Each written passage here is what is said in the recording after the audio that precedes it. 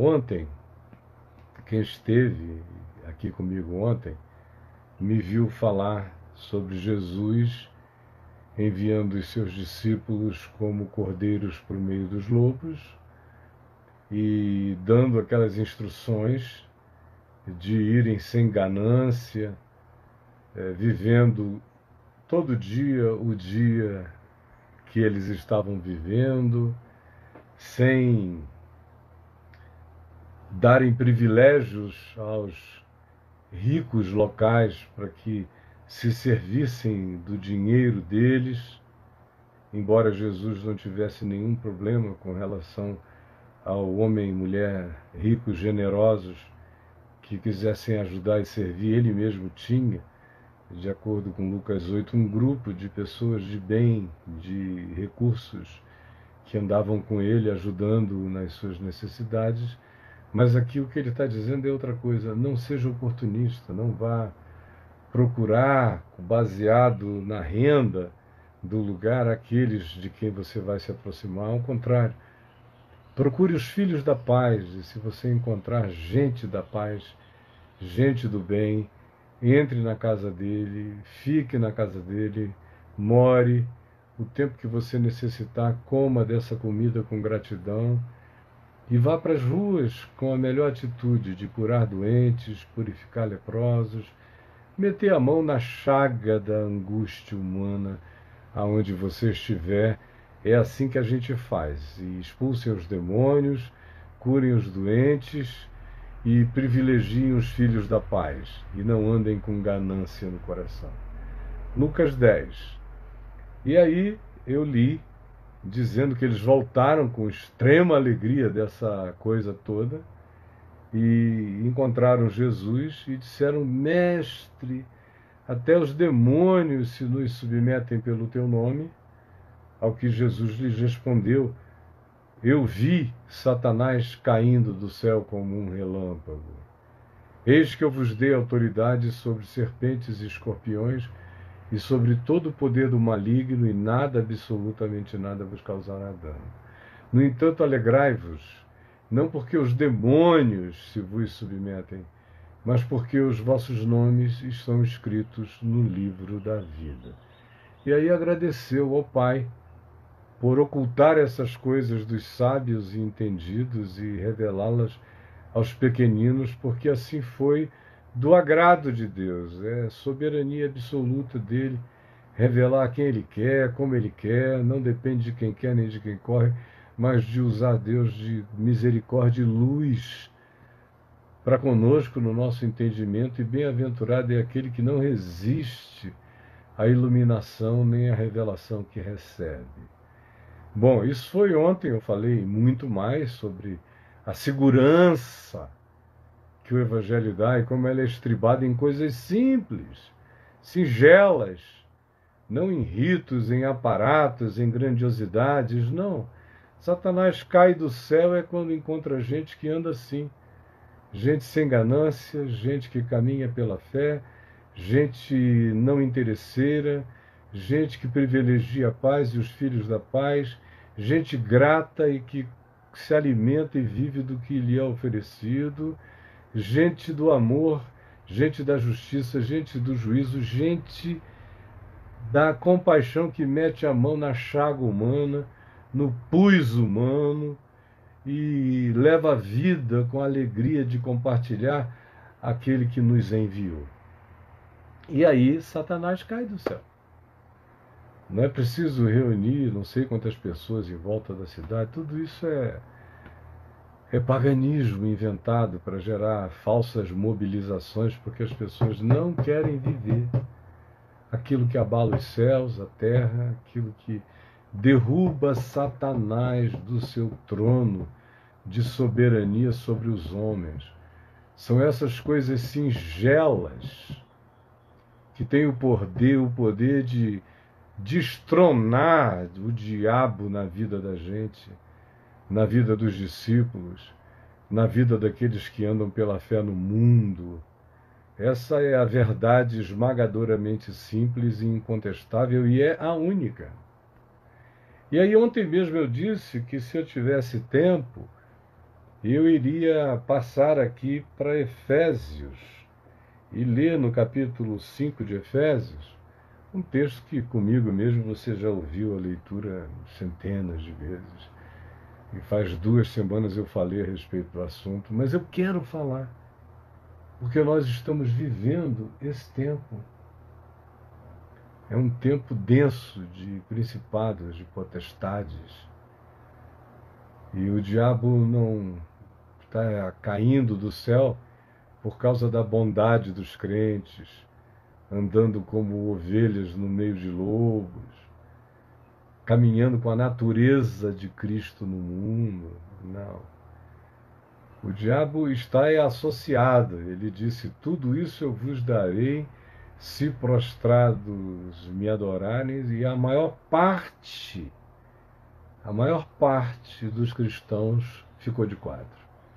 Se dobrou, decidiu, se aliou, alinhou a mente a princípios que não são do Evangelho, que são do ódio, da indiferença, da sociopatia, da psicopatia, da falta de solidariedade, de compaixão.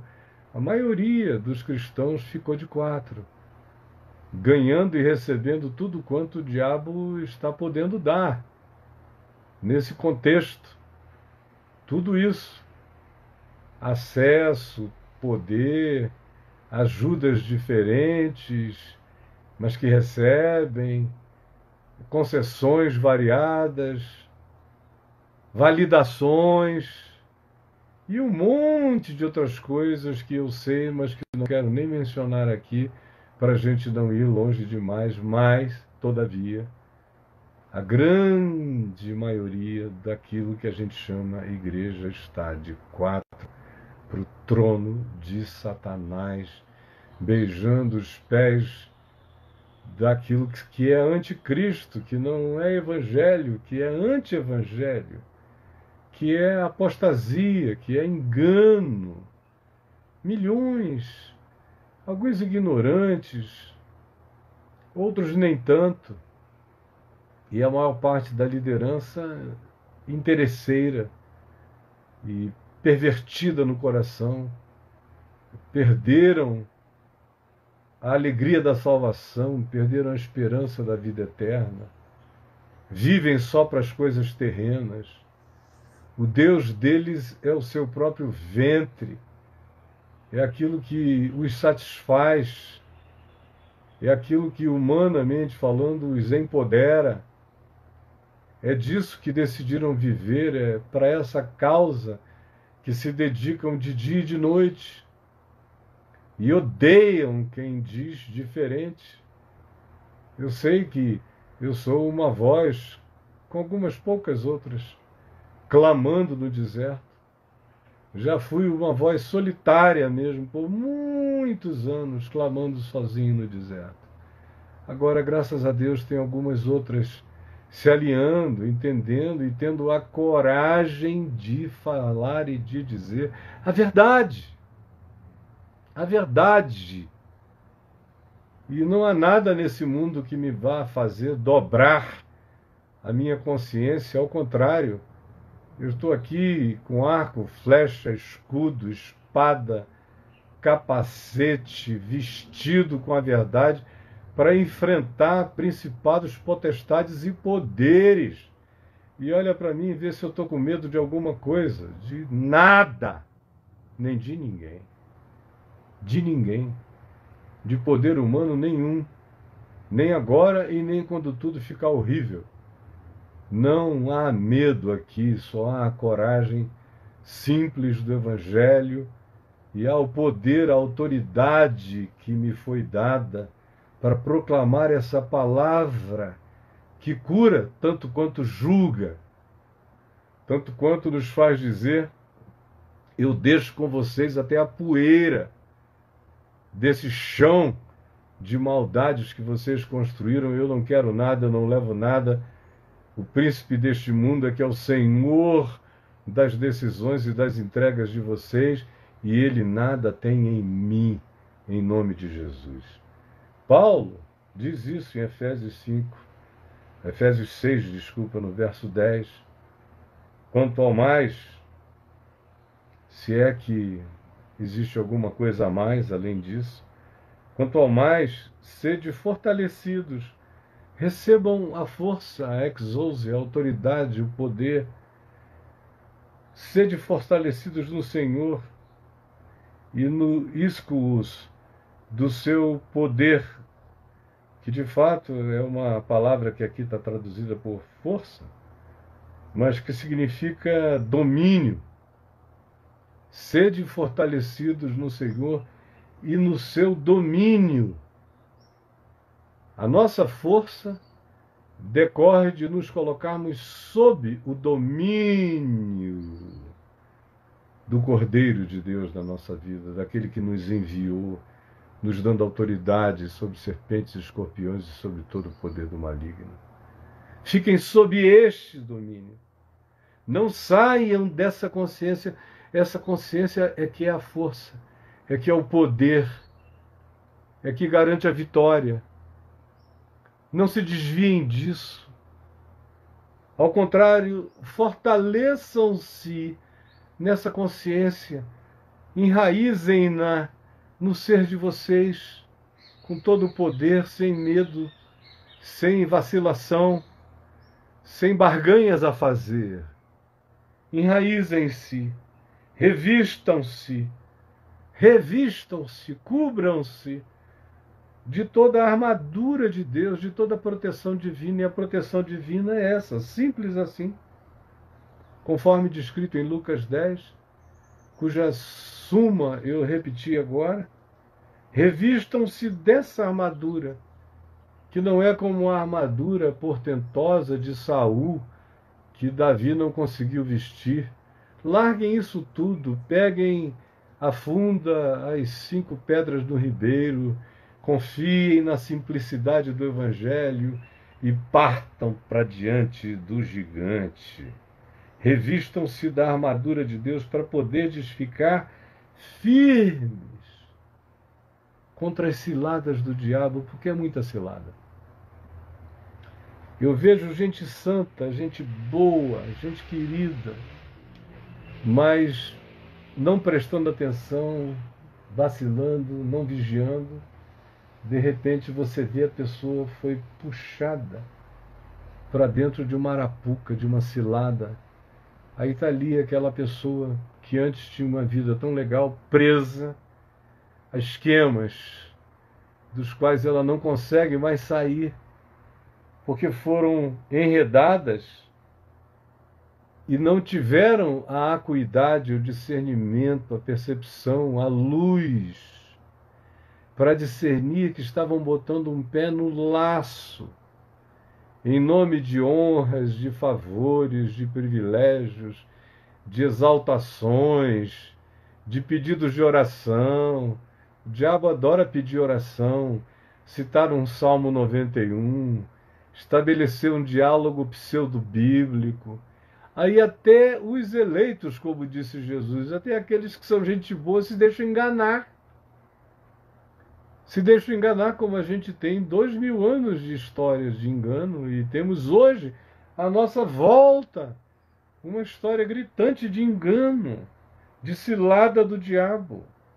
Porque a maioria não discerne, a maioria entra de boba. É claro que tem gente maldosa, que está lá mesmo é por oportunismo, por grana, por fama, por poder, por domínio territorial, por poder de dirigir grupos e de se refastelar ou de enriquecer a outros que irão enriquecer você adiante. É tudo um esquema maligno, horroroso, crescendo, tomando conta de tudo, tomando conta da igreja. A Lava Jato hoje, se ressuscitasse com os poderes antigos, iria encontrar muita gente dentro da igreja, em nome dos crentes, em nome de Deus, fazendo as coisas horrendas que a gente já descobriu que eram feitas em nome de outras siglas. Agora elas estão sendo feitas em nome da igreja, em nome de Jesus.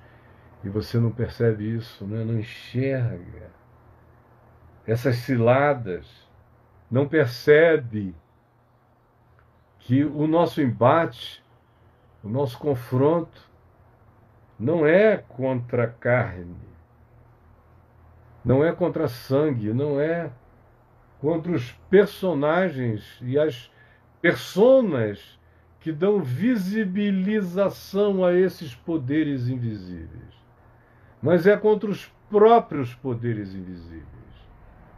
Apesar de que eles ganham visibilização, personalidade, falsa identidade, em nome de Deus, todos os dias à nossa volta, e a maioria não tem discernimento, não tem percepção, vai embarcando, vai entrando, vai engolindo, vai dizendo glória a Deus, aleluia, vai se sentindo honrado pelo maligno, vai se sentindo ungido pela maldade, vai se sentindo exaltado por aquilo que leva para o inferno a vida da gente, que desconstrói nosso caráter, que faz o amor se esfriar na gente, que nos faz ficar do lado que nós nunca, jamais, com qualquer bom senso e qualquer gota do Evangelho, ficaríamos.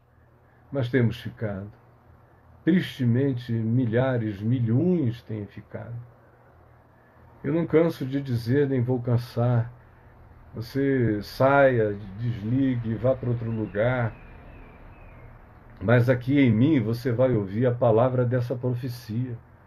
Gostando você ou não, suportando ou não, tendo coceira no ouvido ou não, cercando-se você dos mestres que dizem, como falsos profetas, o que você gosta de ouvir.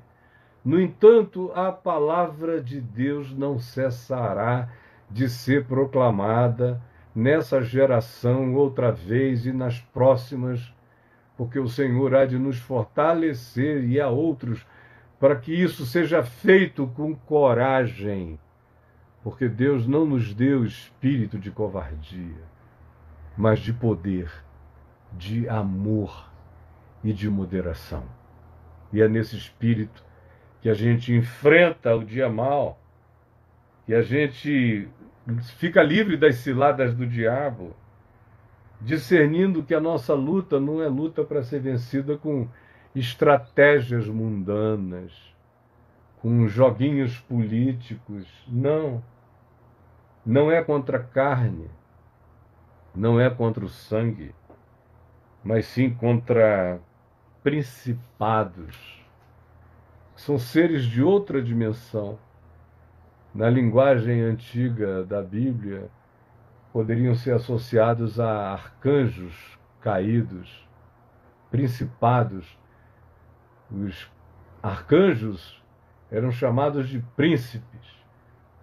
E no Velho Testamento, em várias ocasiões, príncipe, especialmente em Daniel, mas também você vê isso em Josué, Juízes, em outros lugares. Mas em Daniel é o príncipe de Israel, é o príncipe da Pérsia, é o príncipe da Grécia. É uma linguagem que vem lá do tempo dos persas e do cativeiro, de principados invisíveis, principados celestiais. Eu tenho um livro chamado Entre Dois Mundos, que já se chamou no passado Batalha Espiritual, e que fala sobre essas muitas categorias de seres e das intervenções deles, não só nos indivíduos, mas nas nações. Tem espíritos que são espíritos obsessores de indivíduos, que a gente chama de endemoninhados. E a história deles não está revelada nem no Novo nem no Velho Testamento, mas há pistas da natureza dele em alguns livros pseudoepígrafes, como o livro de Enoque, que nos dizem de onde vêm esses espíritos imundos que se vinculam a indivíduos que querem possuir corpos individuais. Eu já falei sobre isso, uma hora dessa eu volto a falar. Mas os principados, as potestades, não têm a obsessão da possessão corpórea, individual. Eles têm a obsessão da dominação coletiva, da dominação cultural, da dominação política. Eles sempre buscam a oportunização. Quando a medida da iniquidade dos povos vai se somando, vai aumentando, vai se empilhando, vai fazendo uma barragem Brumadinha, a montante, eles vão crescendo com a loucura humana, com a loucura social, eles vão alimentando, é um processo de retroalimentação. Eles comem a produção da cultura humana e eles exacerbam a obsessão humana pelo exagero em todos os níveis, pela polarização, pelo exagero, pelos extremismos, em todos os níveis, porque eles se fortalecem dessa energia. Tanto mais quanto ela chegue carregada de ódio, de raiva, de preconceito, de discriminação, de acepção de pessoas. Tanto mais quanto a cultura fique possuída por esse espírito de idolatria, voltado, seja para o que seja, para uma ideologia, para o nacionalismo patriótico, para um indivíduo. Tudo isso é idolatria, para a religião. Tanto mais quanto haja esse volume crescente, tanto mais nós fornecemos alimento para os principados, para as potestades, para esses poderes do mundo invisível. Primeiro, Paulo fala de principados, que eu disse que pode ser uma alusão a arcanjos caídos, mas a própria designação arcanjo já é uma designação, apenas só uma designação. Não tem nada fixo no universo, não há um cartório que batizou esses seres de arcanjos. Esses foram os humanos, observando, vendo, discernindo, sentindo, e disseram: existem seres superiores aos próprios anjos. E isso se associou à ideia de principados invisíveis, vinculados a nações específicas. E eles são do bem, esses seres, tanto quanto são do mal. Eles, na linguagem contemporânea, o pessoal chama de extraterrestre, que é tudo quanto não é da Terra, não é humano, não é da nossa energia, de outra energia. O Novo Testamento chama de principados. O Velho Testamento também, anjos ou principados. E Paulo também faz alusão a potestades, que é a palavra exousia, que define poder, uma autoridade. Existem camadas de dominação na dimensão invisível que, quando a gente as acessa pela via do ódio, da raiva, do espírito da guerra, elas nos dominam. Elas possuem uma nação inteira, uma coletividade inteira. Não há argumento capaz de demover ninguém dessa presença, da instalação desse poder na mente de indivíduos, no mundo inteiro e especialmente nos lugares onde há esse empilhamento de medida de iniquidade crescente. E ela se torna muito pior quando aqueles que deveriam ser sal, luz, ser testemunho de Deus, se aliam a essa malignidade. Aí o fortalecimento dessa potestade fica infinitamente maior do que a gente pode imaginar. Um dia você vai me compreender. Um dia você vai dizer: ele estava ensinando a verdade com uma clareza brutal, e eu preferi botar os olhos e os ouvidos em outra direção. A palavra, todavia, foi dita.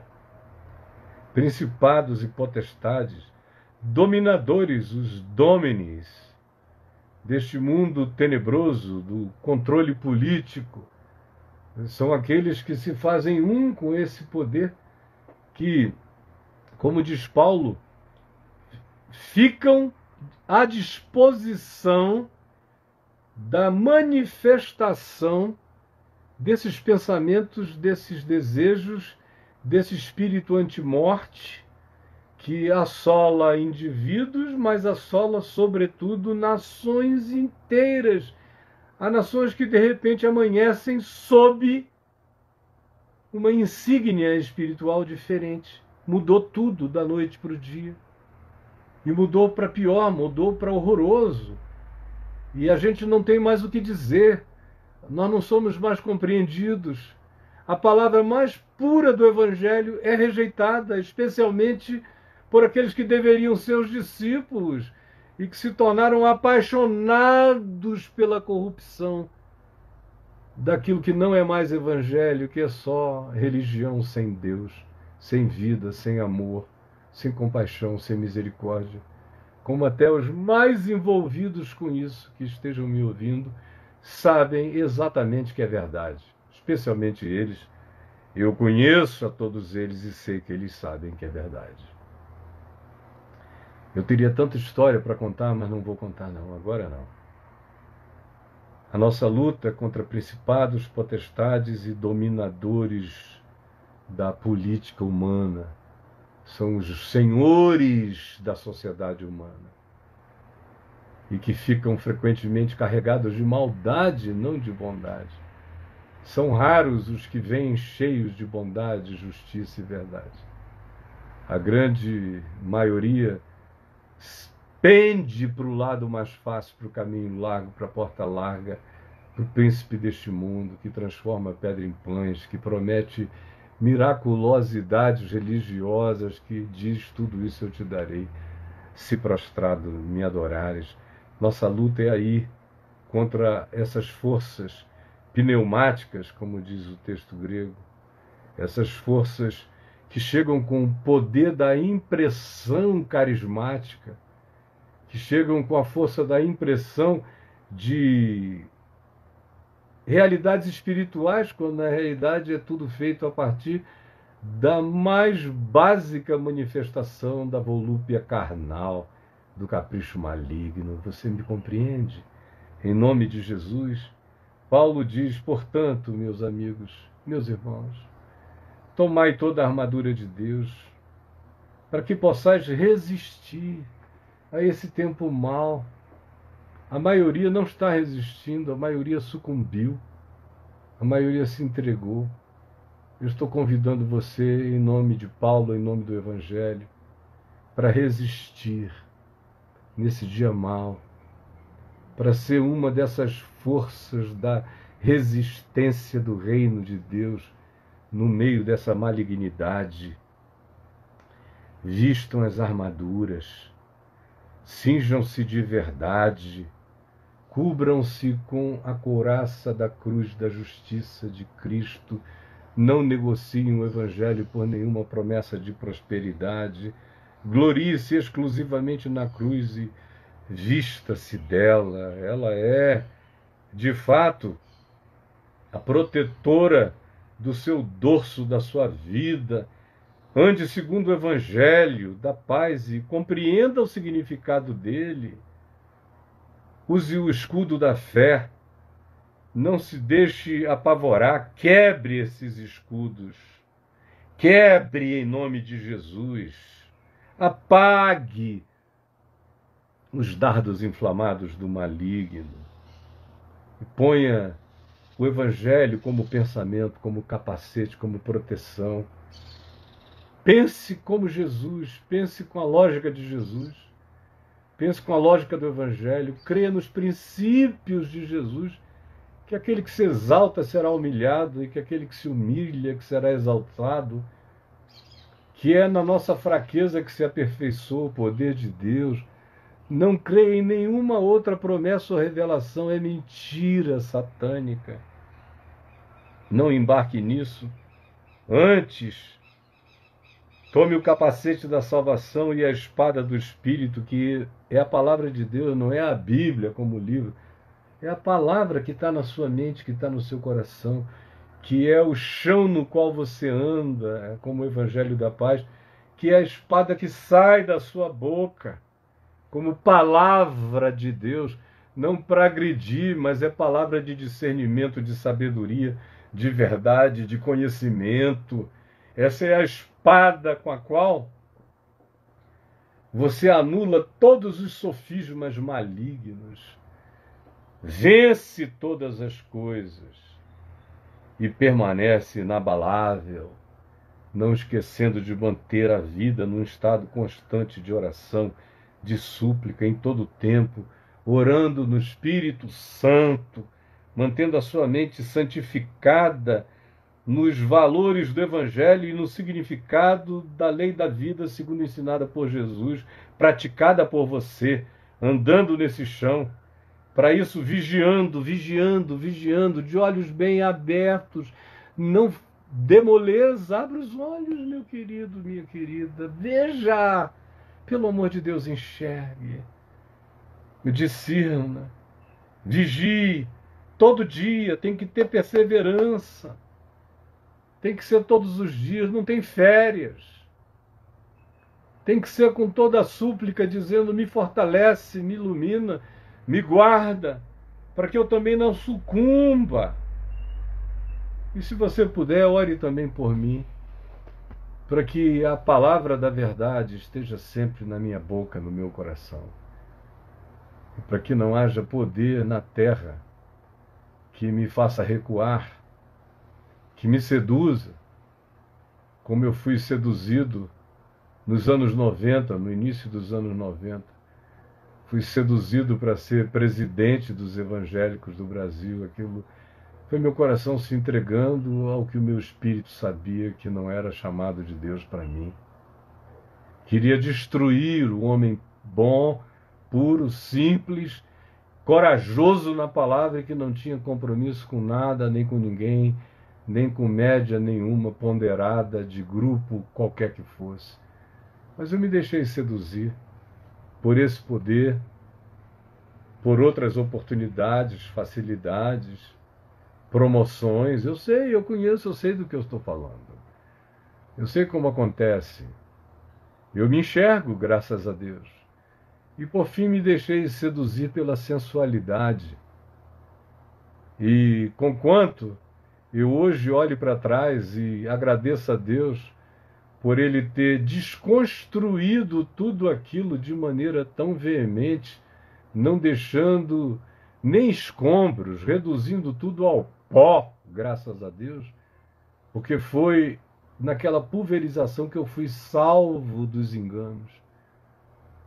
E recuperei a minha própria alma e ela cresceu dentro de mim como um espírito cada dia mais consciente, lúcido, maduro, desimpressionado, livre, graças a Deus, das miragens, vigiando, vendo, enxergando, discernindo, percebendo, orando em todo o tempo no Espírito e andando em amor, para que depois de ter pregado a outros, eu não venha a ser de modo algum desqualificado.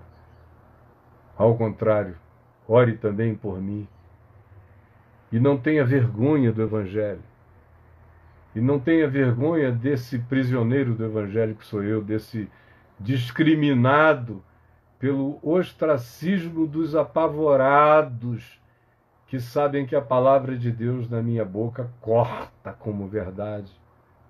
Por isso eles não querem que ninguém ouça, que ninguém saiba. Eles querem encobrir, eles querem tapar, mas eles não conseguirão, porque as trevas não prevalecem contra a luz. Porque esse gosto vaza e é sutil e vai alcançando a muitos. E porque a promessa da vitória está sobre mim e sobre todos quantos andam na pureza, na simplicidade do Evangelho de Jesus.